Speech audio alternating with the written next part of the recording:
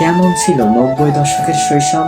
যারা 90 দশকে শৈশব কাটিয়েছে তারাই হয়তো জানে শৈশবের মজা কতটা। সেই 90 দশকের কথা শুনলে হয়তো তাদের চোখে আজও জল গড়িয়ে আসে।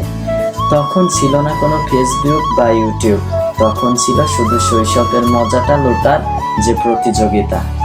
তো তখন 1 টাকায় পাওয়া যেত 4টি চকলেট। তো সেই চকলেট যেন ছোট থেকে শুরু করে একবারে বৃদ্ধ যারা আছে সবার কাছে প্রিয় ছিল। এবং তখনকার যুগে বৈদ্যুতের যে কার্যক্রম অর্থাৎ বিদ্যুৎ ছিল না, তখন সবাইকে হারিকেন ল্যাম্প জ্বালিয়েই বিভিন্ন ধরনের কাজ সম্পন্ন করতে হতো। অর্থাৎ তারা সন্ধ্যার দিকে পড়তে বসতো হারিকেন জ্বালিয়ে।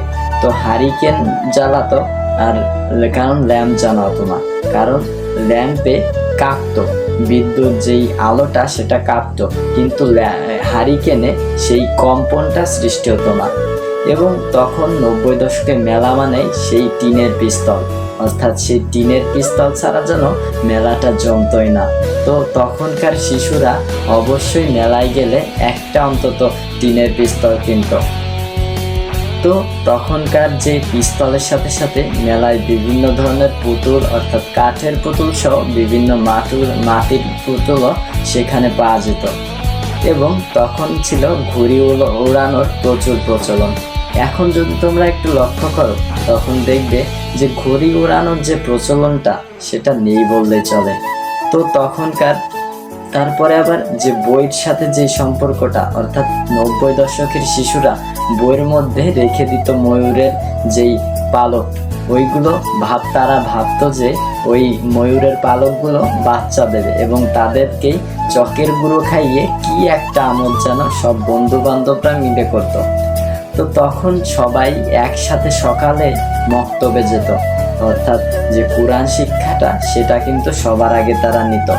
তো এরভাবেই তারা বিভিন্ন ধরনের অনুষ্ঠান, অর্থাৎ 90 দশকের শৈশব যেন তাদের কাছে আজও মনে পড়লে তারা স্মৃতিকাতর হয়ে ওঠে। তো তখন তারা বিভিন্ন বড়দের সাথে যেত বিভিন্ন হাসপাতালে, এবং তখনকার হাসপাতালে যে রোগী তাদের দেয়া হতো এক ধরনের স্যালাইন, যা শিশুদের ছিল অত্যন্ত প্রিয়। সেই জন্যই অনেক শিশুই সেই বৃদ্ধদের পাশ যেত ওই স্যালাইন খাওয়ার জন্য।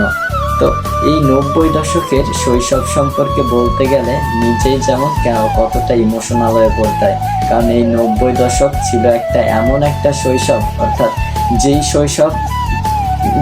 এই শৈশবকালটা কাটিয়েছে তারাই জানে এর প্রকৃত সুখটা কেমন। তো তখন এরকম ফুটবল বা ক্রিকেটের মতো ব্যয়বহুল কোনো খেলাধুলা থাকতো না। তো তখন ক্রিকেট বা ফুটবলের বদলে কুতকুত সহ কাবাডি সহ বিভিন্ন ধরনের খেলায় অংশগ্রহণ করত সেই শিশুরা, এবং নিজেদের মধ্যে বিভিন্ন ধরনের প্রতিযোগিতা করত। কিন্তু বর্তমানে আমাদের যে শৈশবকালটা সেটা যেন আটকে গেছে এই আধুনিকতার যুগে, ইন্টারনেটে। কিন্তু তখনকার যে সময়টা ছিল, তখন স্কুলে গিয়ে বন্ধুদের সাথে খেলাধুলা সহ বিভিন্ন ধরনের প্রোগ্রাম তারা করতে থাকতো। এবং এই 90 দশকেই ছিল মূলত যে বিটিভি, সেই বিটিভির প্রতি বিকাল 3টায় একটা অনুষ্ঠান হতো, যেটা দেখার জন্য অনেক গ্রামের শিশুরা বৃদ্ধরা সবাই যেন একটা গ্রামের একটা বাড়িতেই এসে সবাই জড়ো হতো। কারণ তখন যেহেতু টিভি বা ততটা সম্পদশালী ছিল না কোনো ব্যক্তি, তো 1-2 গ্রামে একটা টিভি থাকতো। তো আশেপাশের সব গ্রাম থেকে শিশু বৃদ্ধ থেকে শুরু করে সবাই আসতো ওই টিভি সিরিয়াল দেখার জন্য। এবং তখন ছিল শুধু একটা টিভি চ্যানেল, সেটা হচ্ছে বাংলাদেশ টেলিভিশন। এবং এই বাংলাদেশ টেলিভিশনে প্রচারিত হতো আলিফ লায়লা, তারপরে স্পাইডারম্যান শো, সুপারম্যান শো, বিভিন্ন ধরনের ট্রান্সলেট করা বিভিন্ন ধরনের ছবি, যা দেখতে বিভিন্ন ধরনের গ্রামের মানুষ একসাথে জড়া হতো। তো তখনকার শৈশবটা মনে পড়লে যেন বুকের মধ্যে কেমন একটা করে ওঠে। তো এই 90 দশকে যারা শৈশব কাটিয়েছে তারাই ছিল মূলত ভাগ্যবান, অর্থাৎ পৃথিবীর একমাত্র ভাগ্যবান যারা এই 90 দশকে শৈশবটা কাটিয়েছে।